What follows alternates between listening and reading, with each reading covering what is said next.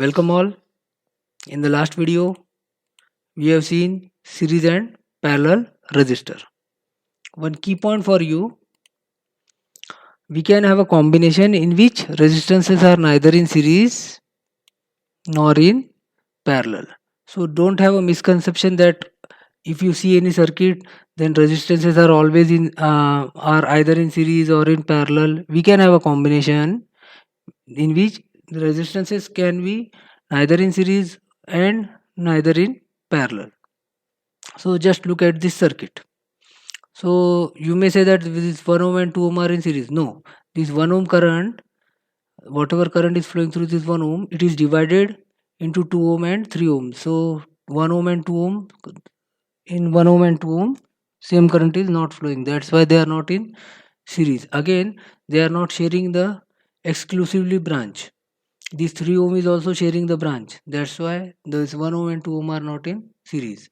Now let's talk about these 2 ohm and 3 ohm, whether they are in parallel.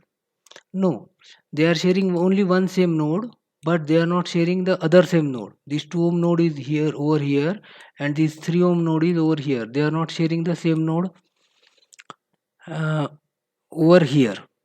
That's why they are not in parallel. Now next one is this circuit.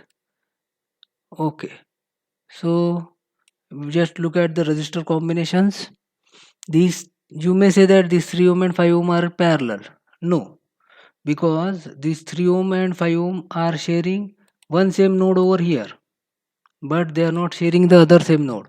This 3 ohm node is different and this 5 ohm node is also different. That's why they are not in parallel.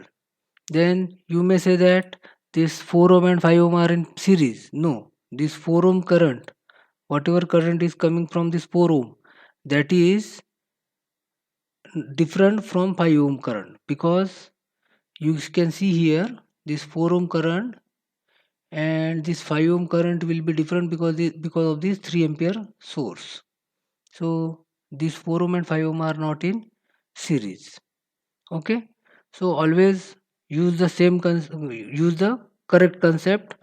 Just boost up your basic knowledge.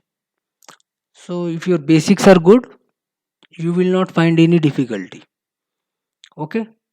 Okay, so next point is Kirchhoff's law. So there are two Kirchhoff's law. First one is Kirchhoff's current law, KCL. We always apply KCL at a node. Okay, then first statement, there are two forms of statement. So first statement is, in an electric circuit, sum of entering current is equal to the sum of leaving current. So just simple example. So this is one combination.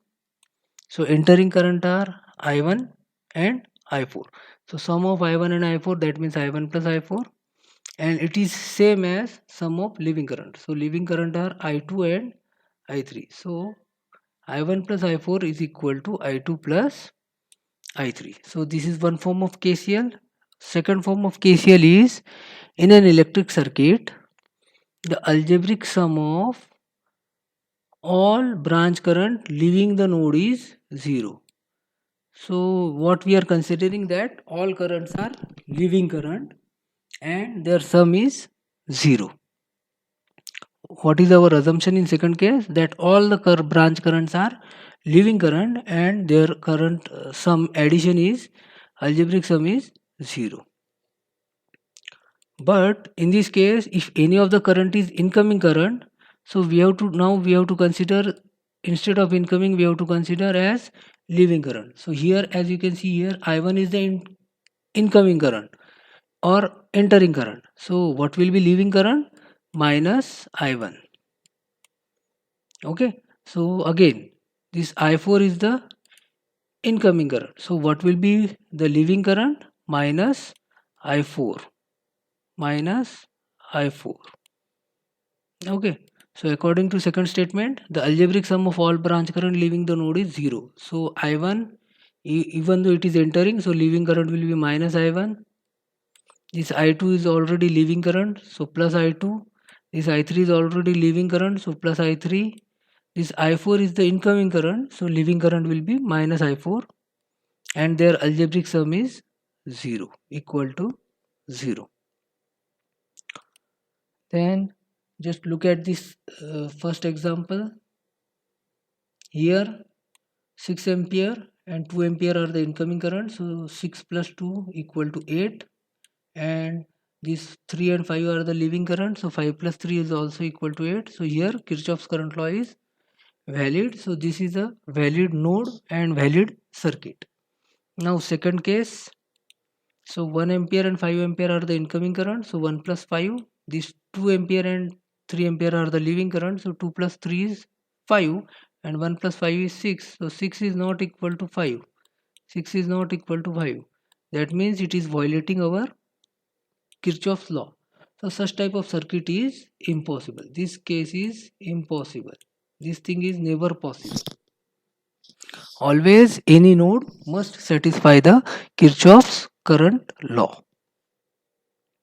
Now one note for you, KCL is independent of the nature of the element connected to node. The meaning is that we are applying KCL over here, so we will not bother whether this current is coming from active element or passive element, whether this current is coming from linear element or non-linear element, whether this current is coming from bilateral element or unilateral element, whether this current is coming from time variant element or time invariant element. So we will not worry about it. While applying KCL, it is independent of the nature of the element connected to node. The node can be linear, non-linear, active, passive, linear, linear, non-linear, bilateral, unilateral, time variant, time invariant. So KCL is not while applying KCL, we will not worry about that points about the nature of the element, because our voltage sources are non-linear in nature, but our resistor, inductor, capacitor are linear in nature. So while applying KCL, we will not worry about the nature of the element. Now second note is our nodal analysis. Our nodal analysis is nothing but KCL plus Ohm's law. So first of all, we should apply KCL. Then second thing, we should apply Ohm's law to find out whatever are the unknowns, and together we call it as the nodal analysis. So what is nodal analysis? Kirchhoff's current law plus Ohm's law together is called as the nodal analysis. But whenever you want to apply the nodal analysis, first you should apply Kirchhoff's current law, secondly you should apply Ohm's law, and KCL is applied at one particular node. KCL is applied at one particular node, not one particular node, to any node in the circuit. Thank you.